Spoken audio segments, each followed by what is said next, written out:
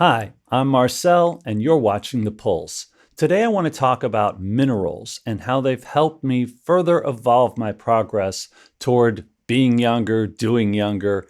And essentially, I started taking NMN and resveratrol, as many of you viewers know, last summer. I added real NMN after doing some lab tests and finding out what I was taking before wasn't NMN. Other than a brief period at the beginning, and I switched brands and got duped by Amazon. Thank you very much. See that video. But essentially, I started finding that I was getting a lot of energy, and I kept adding to my exercise routine, frankly, out of exuberance, and which slowly became sort of this plan to be younger, not just feel younger and do younger. There's a couple things that happened along the way that I want to discuss with you, and then talk about how taking things like magnesium and zinc have impacted my regimen, my routine, and my results. Now, back in October, I had an operation to repair a hernia that I'd had since before taking any supplements. It's something that lingered.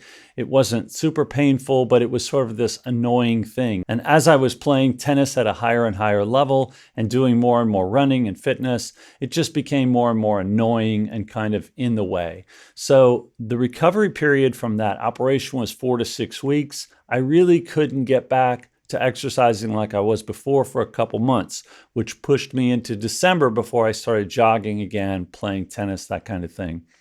In January, I put things to the test. I was taking NMN, resveratrol, getting that huge energy boost, and I would do some light stretching, and out the door I went and took off running. Now, I was running incredibly fast. I was doing some sprints. I was also doing distance running, so kind of alternating between the two.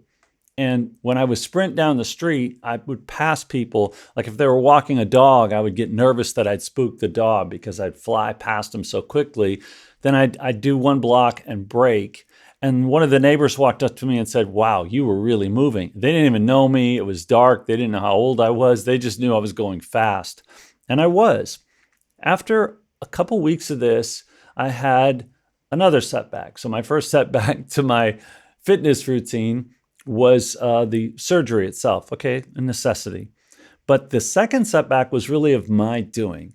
And I didn't really understand what was going on. I started to question what was really possible. How could I feel all this energy, but then have these injuries? So I suffered from 2 injuries.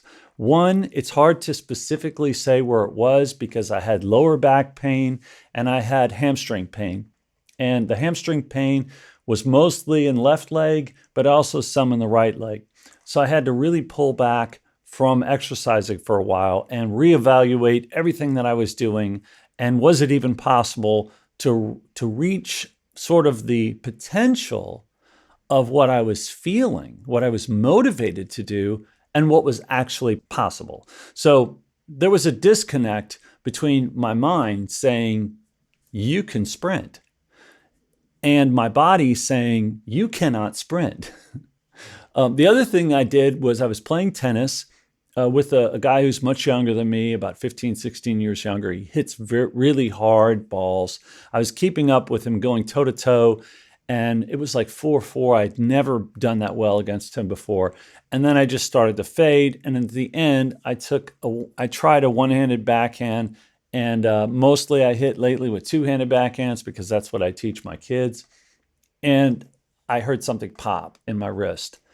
That turned into like a nearly 6-week pause of playing any significant tennis. I basically had to stop.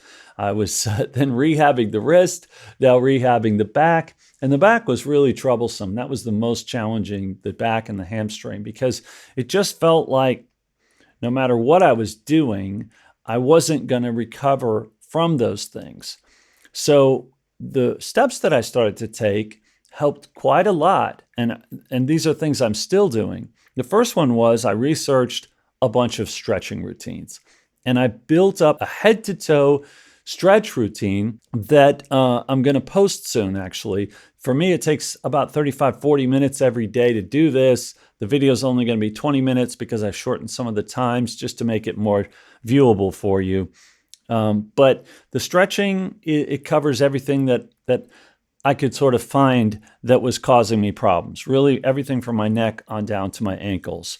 The next thing that I started to do was walk, because as I was looking up physio for the back and mostly the lower back, but also hamstrings, walking, they're actually, in other words, they're actually saying you need to go exercise more, not less, but you need to do it in a more low impact manner.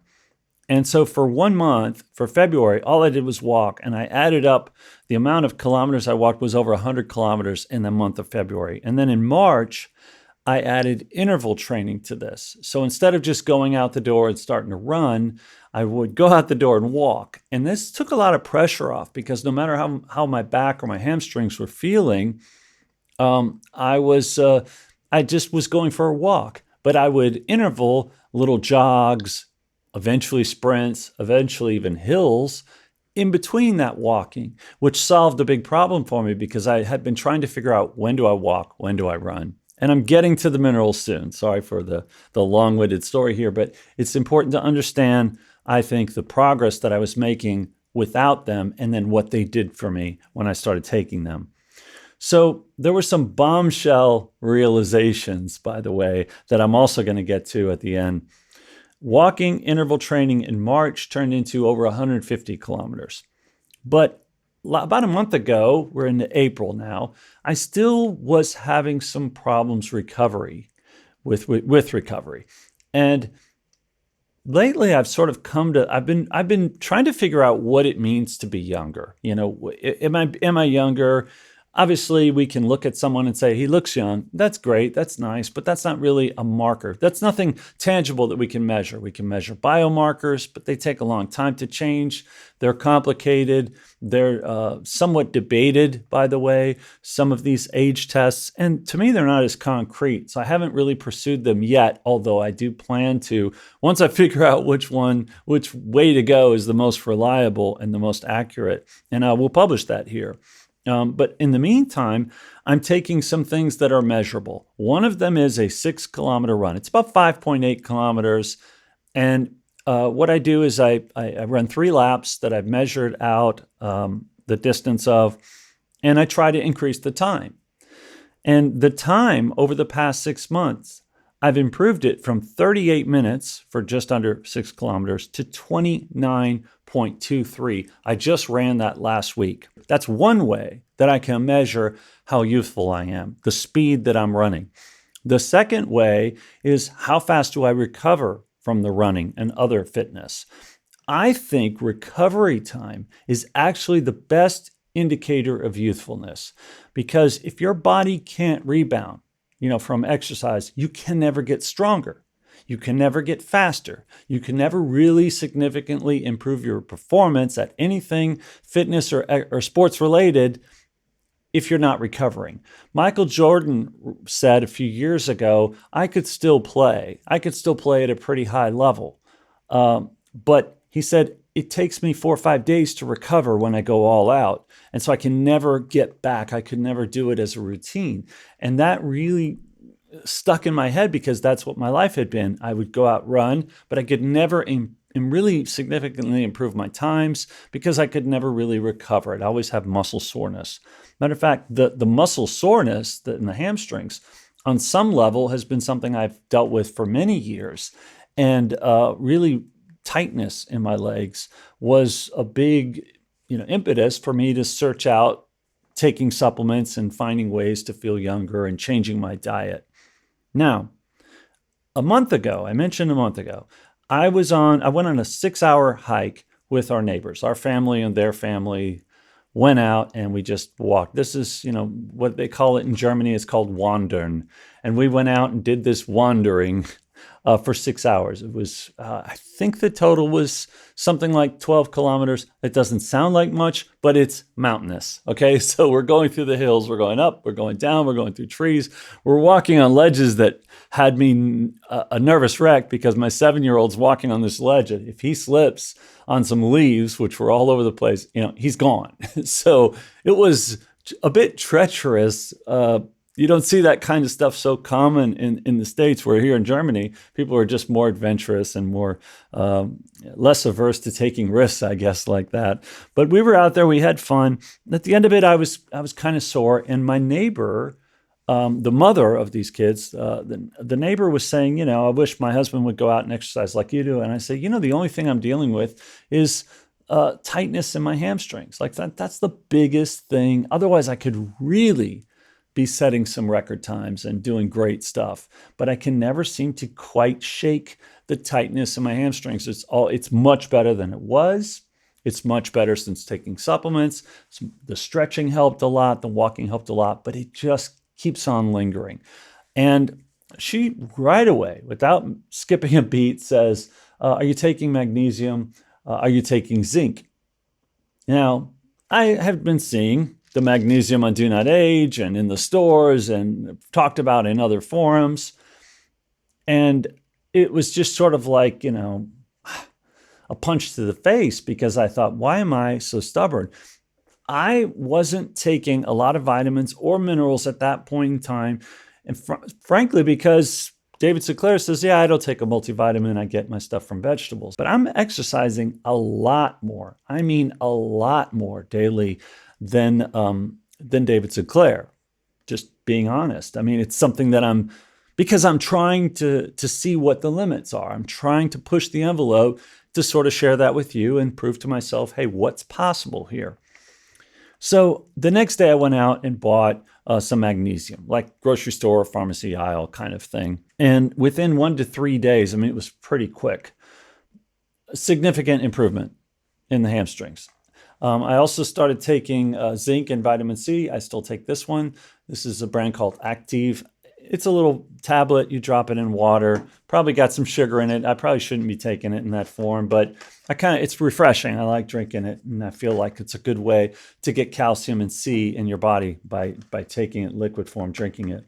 I also take vitamin B. I'm taking calcium. And I started taking this one, the DoNotAge. It's a combination of D, K, and magnesium.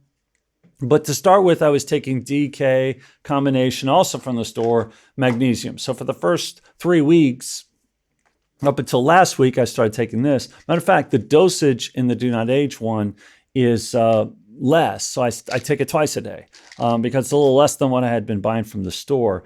But the reason I switched to this one is just convenience. It's not that expensive, and I trust them. And the way that when I got it, the capsules look just like the other capsules, instead of some processed, store-bought kind of caplet kind of thing. The trust level is really high. I know they're going to be pure. I know they're going to be fresh. So there's nothing specific from talking to DoNotAge about that I'm aware of, unless I missed something about this combination, like buying it from them, that you couldn't get it somewhere else. But it's a trust and convenience factor as far as I'm aware.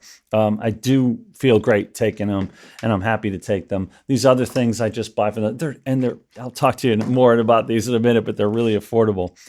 So bombshell number 1 for me was the importance of taking these minerals. This was mind-blowing to me because I had no idea. I would say I've nearly wiped out between stretching, certainly, between taking these. There's also a magnesium oil that I rub into the skin that I buy, also from the pharmacist that I mentioned.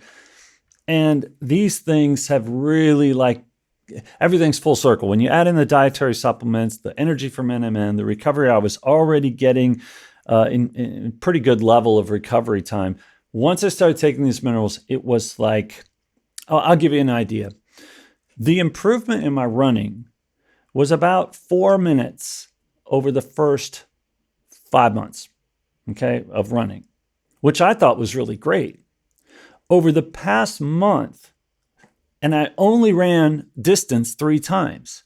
Since taking magnesium and zinc, adding some of the other vitamins, I improved another 5 minutes.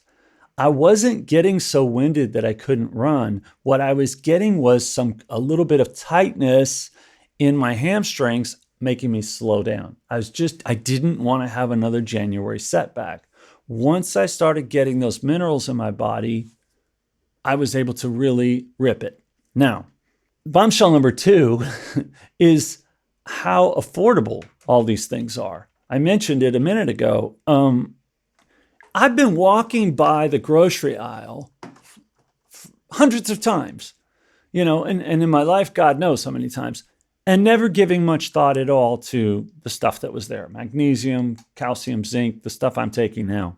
I think there's so many things that we can look at to improve our health and our longevity, our health span, that cost nothing, little to nothing, like intermittent fasting, like eliminating sugar, like reducing alcohol or eliminating alcohol altogether, exercise. These things, they cost you some time. But these minerals cost you nothing. They're almost nothing. And the impact they can have is life-altering. 50% of my recovery improvement essentially has been thanks to adding these minerals. And it's probably mostly magnesium, according to the pharmacist. That's the biggest one that you need to look at if you're not taking that already. And as a matter of fact, if you take vitamin D, you should be taking magnesium with it, according to studies out there. Now, I've since looked it up, and it's true that when you're performing intense exercise, your body metabolizes things like zinc and magnesium at a higher level. So you need to replenish those. That's why pro athletes take all these minerals and electrolytes. Tennis players, you see them all the time drinking these colored drinks, and that's what's in those drinks. So it's just trickling down to us. I don't know why people don't talk about this more. I guess maybe, not a lot of laymen at home, everyday people are out exercising 4 or 5 hours like lunatic Marcel here, but it's very important to be taking these things. Now, 50% of my improvement from my running happened over 3 runs. That is Bombshell number 3, 5 minutes improvement from my running time. Now, what did that do? Bombshell number 4 is I looked this up on the chart. And if you extrapolate what I would have ran at 5, I'm running almost 6 kilometers. So the charts that you see online cover 5 kilometers. This completely blew my mind because it turns out that I'm at an advanced level runner. That's stage 4. There are 5 stages plus world class. World record would be number 6. So I'm at number 4. I am not a runner. I'm just a guy who runs.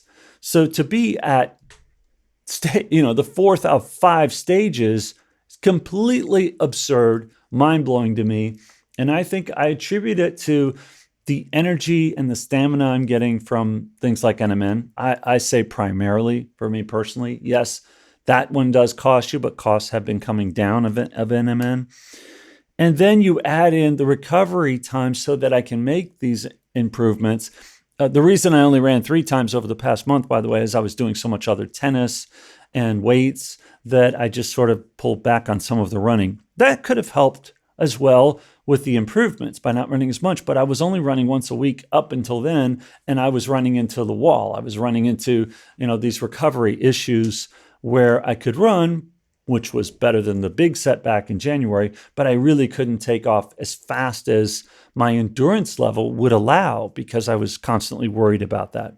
So then the 5th level, and I've set that as a target to reach this year, is elite level. That's the highest level there is on the chart of running. So for my age group, I think it's within striking distance for me to hit elite level runner this year in 2022. I will try it. If I can enter that range of elite time, then I'll consider entering some races and actually, publicly disseminating some of the results and just going out and competing. So sorry to bump the mic there.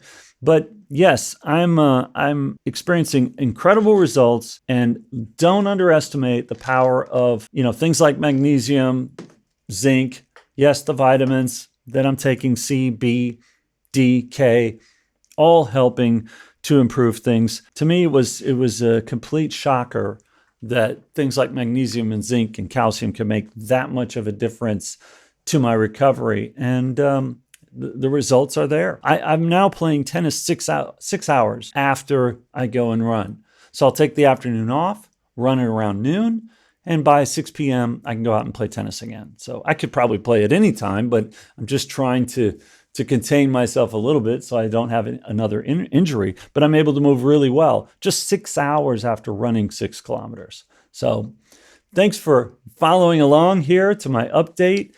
Consider some of these cost-effective ways, to improve your own recovery times, and let me know in the comments your experiences with taking minerals, taking vitamins, and exercising. And if you have any questions, I'm always here to help. Thanks for watching.